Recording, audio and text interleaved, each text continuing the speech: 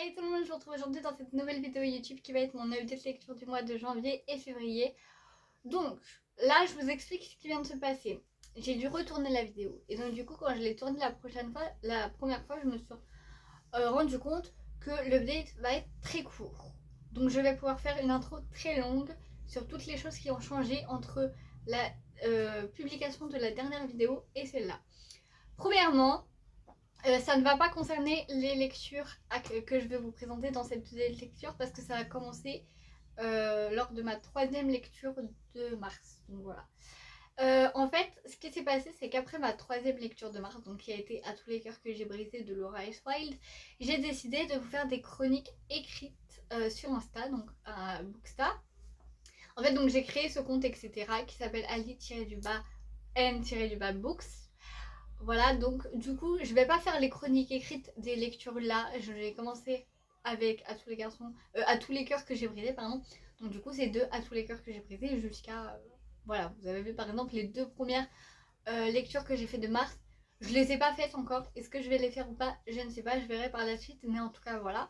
Donc tout ça est en barre d'infos. Donc ça, c'est la première information qui découle du coup sur la deuxième information. Je ne sais pas si vous avez vu, mais le nom de la chaîne a également changé parce que je me suis dit Reading for Girl, c'est bon, Alison, merci bien, genre. Donc du coup j'ai mis exactement le même nom que sur mon Bookstagram, donc Ali-books, non N-books, pardon.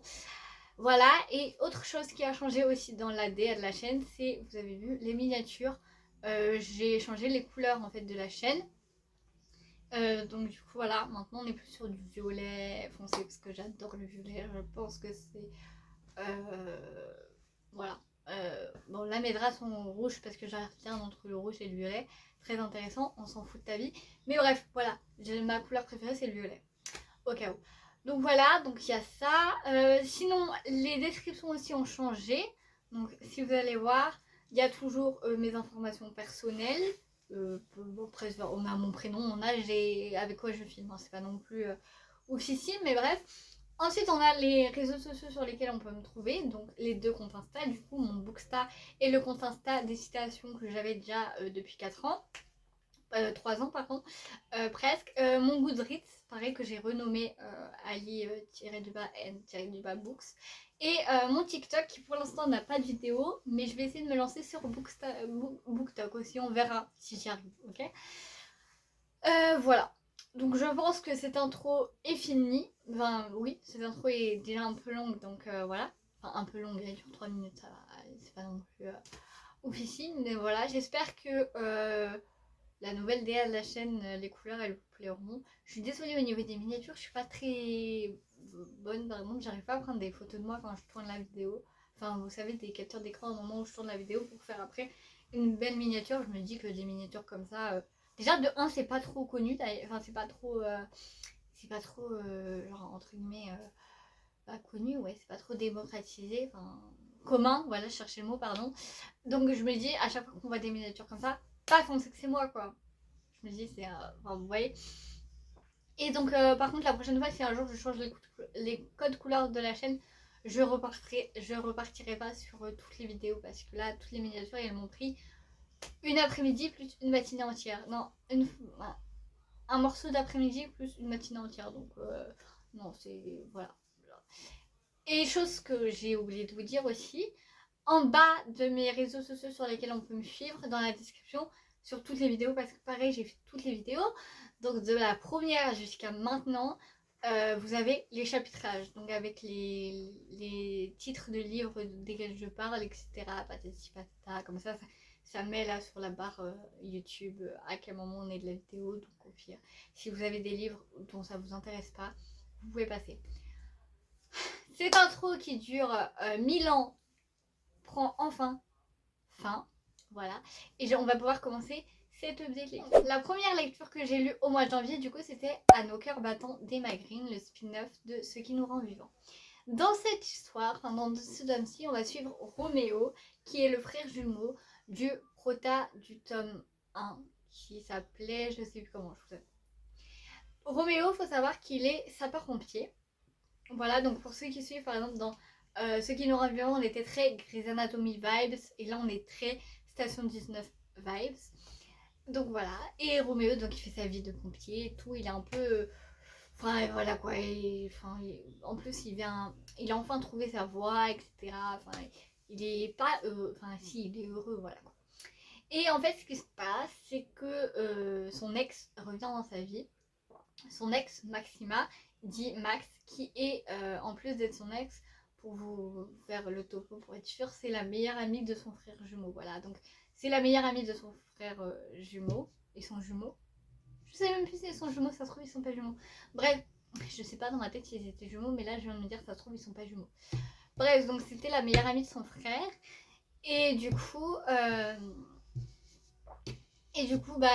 Roméo il a grandi en étant avec elle et à un moment donné ils sont sortis ensemble. Sauf que du jour au lendemain, Maxima elle a quitté Roméo et elle a coupé les ponts avec tous ses amis. Et là, donc ça c'était il y a 4 ans quand on commence le livre, et là elle revient de nouveau dans la caserne et voilà quoi. Et donc du coup ça va être l'histoire de pourquoi déjà elle l'a quitté. Donc Maxima a un lourd passé, pardon, mais vous allez voir pourquoi elle l'a quitté. Et est-ce que Roméo est capable de lui pardonner, surtout de l'avoir laissé comme ça sans raison, enfin sans explication surtout. Et donc voilà. Qu'est-ce que j'ai pensé de ce livre? Franchement, c'était une très bonne lecture, pardon. Je me rappelle être passée par plusieurs émotions, surtout que on est vraiment plongé dans le métier de sapeur-pompier, c'est-à-dire que certaines interventions sont vraiment bien décrites, pardon. Donc pendant certaines interventions, il me semble que j'ai pas mal versé de larmes. Il y a aussi le passé de Maxima qui m'a fait pas mal chialer, faut se le dire, il est atroce ce passé, je le souhaite à personne. Mais voilà, et, et à choisir, je crois quand même que j'ai préféré ce tome-là à Ce qui nous rend vivants. Ce qui nous rend vivants, je m'étais pas trop attachée à Cléo et... j'ai vraiment oublié le nom du gars. Mais à Cléo et l'autre là, le protagoniste. Alors que Roméo, mais Roméo c'est un peu un beau boyfriend trop, vous voyez genre. Et Roméo et Max, ils m'ont touchée, mais chacun à leur manière, ils m'ont touchée, ils m'ont... Enfin voilà, j'ai trouvé leur relation tellement mignonne.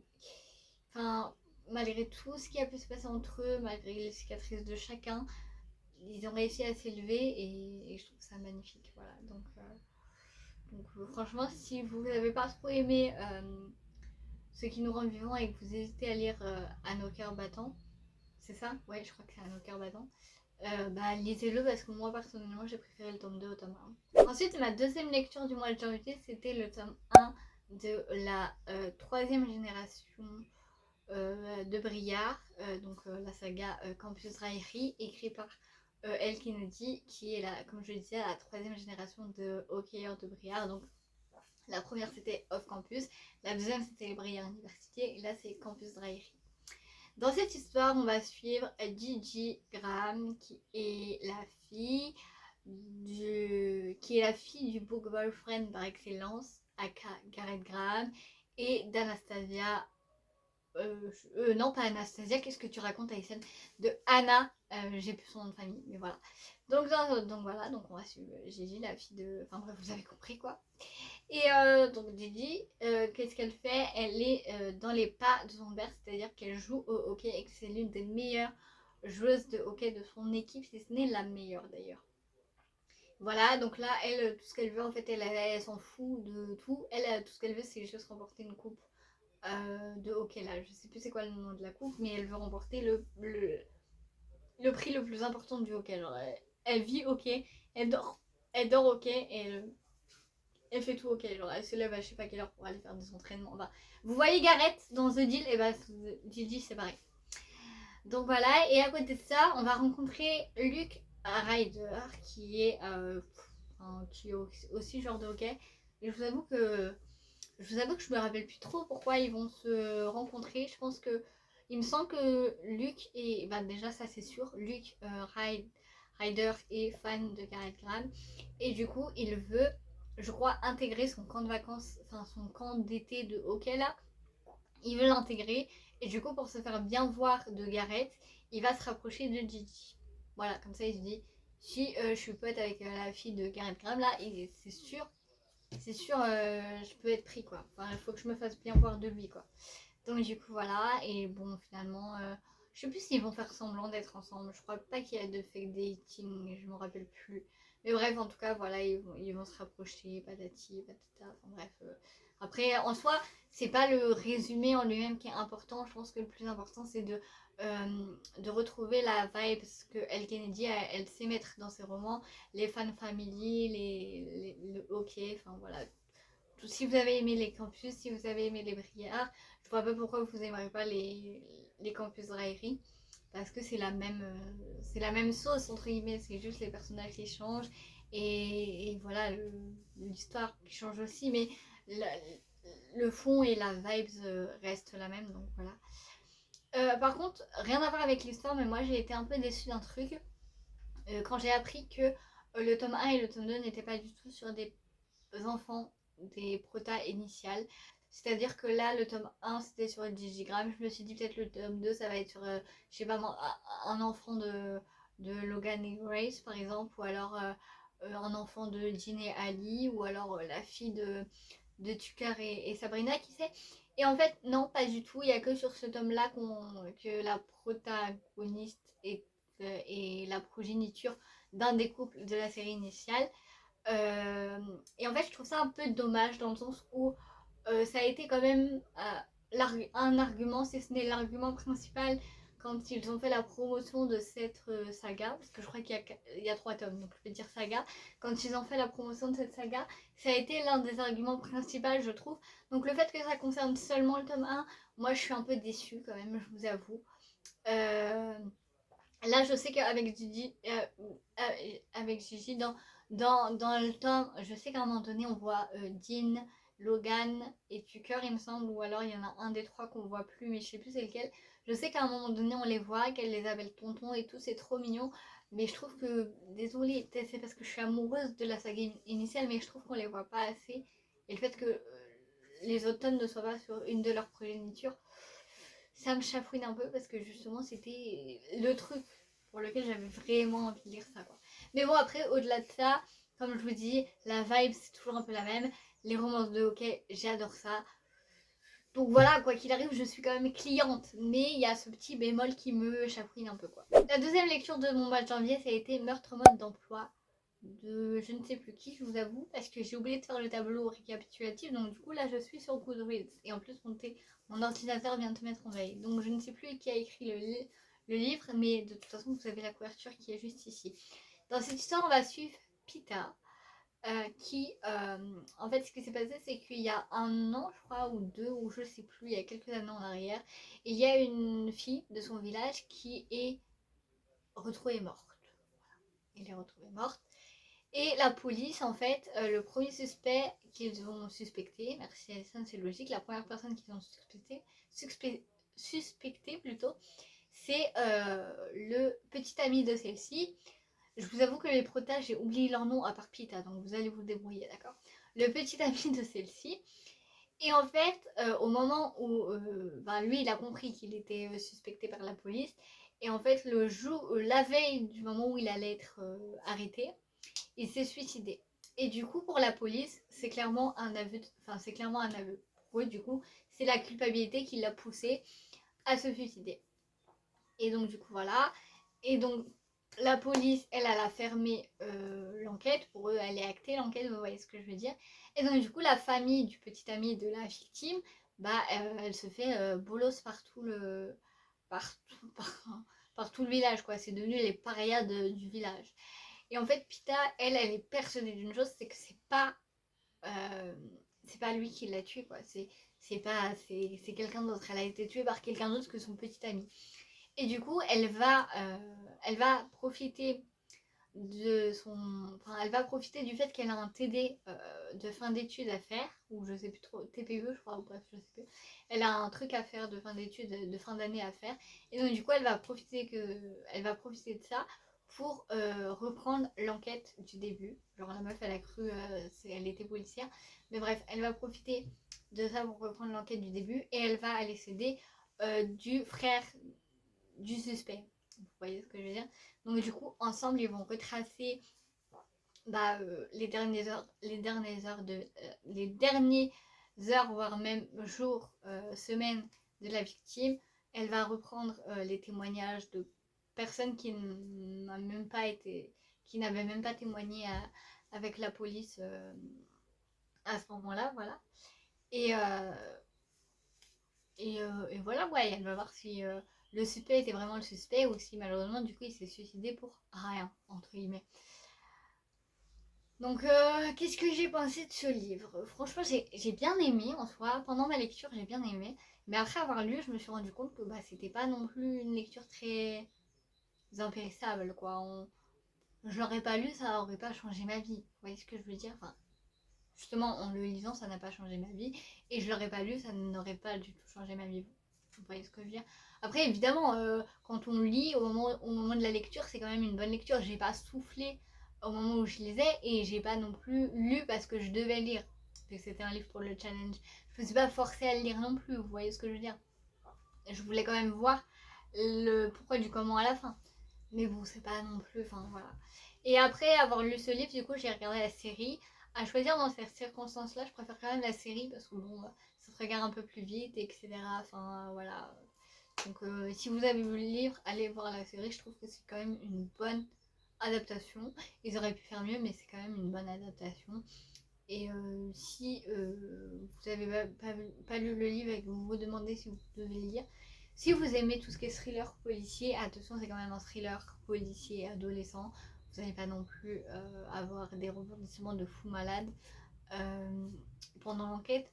Mais si vous aimez ça, allez-y, j'ai envie de vous dire, vous risquez rien. Et enfin, il me reste un livre à vous présenter et ça a été la seule lecture que j'ai fait au mois de février.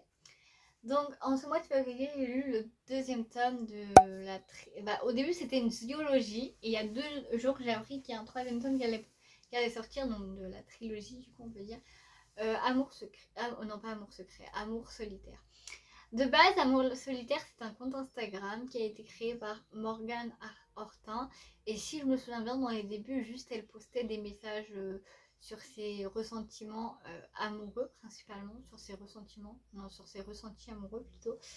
Et en fait, par la suite, ses abonnés ont fait de même, ont commencé à lui envoyer soit des messages qu'ils recevaient, soit des messages qu'ils envoyaient à leur moitié ou à la personne qu'ils désiraient, ou bref. Et donc du coup, avec le nombre de messages qu'elle a reçus, elle s'est rendue compte qu'elle pouvait en créer une histoire si elle les mélangeait entre eux. Donc c'est le cas dans le tome 1 et là c'est la suite dans le tome 2. Donc il y a quand même un fil rouge à l'histoire entre guillemets, même s'il n'est pas non plus... il n'est pas important le fil rouge, enfin j'ai envie de vous dire ça va, c'est pas non plus... Enfin bref. Et donc moi qu'est-ce que j'ai pensé de ce livre? Ah oui, chose aussi que je vous ai pas dit. L'histoire n'est pas nominative. C'est-à-dire que les 2 protas n'ont pas de nom. Il y a juste une bulle de message où c'est que ça va plus être au féminin et l'autre bulle de message elle va être au masculin. Mais je crois que d'ailleurs quand on a les bulles de message, il me semble que celle qui envoie c'est la fille. Ouais c'est ça. On va dire, c'est pas nominatif mais on va dire on est dans la peau de la fille. Parce que quand vous voyez les bulles de message, quand c'est marqué envoyer du téléphone dans lequel on a la capture d'écran, c'est la fille et les bulles de message en mode reçu, le message c'est le garçon. Donc on est dans la tête de la fille entre guillemets, mais voilà quoi. Mais il n'y a pas de paragraphe narratif. Ça va être que des bulles de message. Je sais je me rappelle plus pour le tome 1, mais pour le tome 2 en tout cas, des fois elle va avoir des conversations logiques du coup avec le garçon, le prota masculin, et des fois elle va avoir des conversations par message aussi avec sa mère. Donc voilà, on alterne entre les deux. Mais sinon à part ça, il n'y a pas de bulle narrative. C'est-à-dire que quand par exemple ils s'envoient pas de message parce que je sais pas moi ils se voient en IRL ou un truc comme ça, il y a juste la date du jour mais il n'y a pas de message, vous voyez. Et voilà, après, donc je vous avoue que je ne saurais pas quoi vous dire par rapport à ce que j'ai pensé de ce livre parce que c'est très personnel, je ne saurais même pas mettre de mots dessus parce que oui, c'est une lecture que j'ai appréciée, c'est toujours très poétique comme message, enfin voilà, c'est toujours des messages très poétiques ou des messages où voilà, où il y a les tourneurs de phrases sont présentes, c'est pas des messages qu'un gamin de 13 ans a envoyé, vous voyez ce que je veux dire, enfin, c'est toujours, les tournures de phrases sont toujours très poétiques, etc. Donc c'est beau. De toute façon, si vous connaissez le compte Insta, les messages sont toujours magnifiques quoi qu'il arrive. Donc voilà. Mais bon, on peut se reconnaître dans certains messages envoyés par la fille ou même envoyés par le garçon.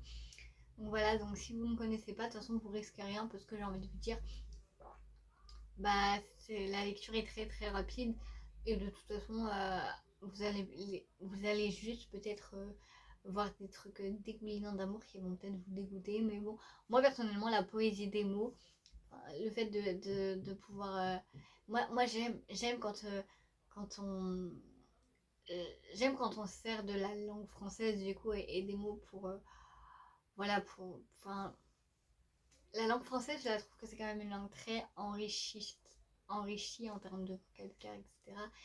Et si on choisit bien, ça peut vraiment être une langue poétique, le français. Je dis pas ça parce que je suis française, hein, mais vous voyez ce que je veux dire.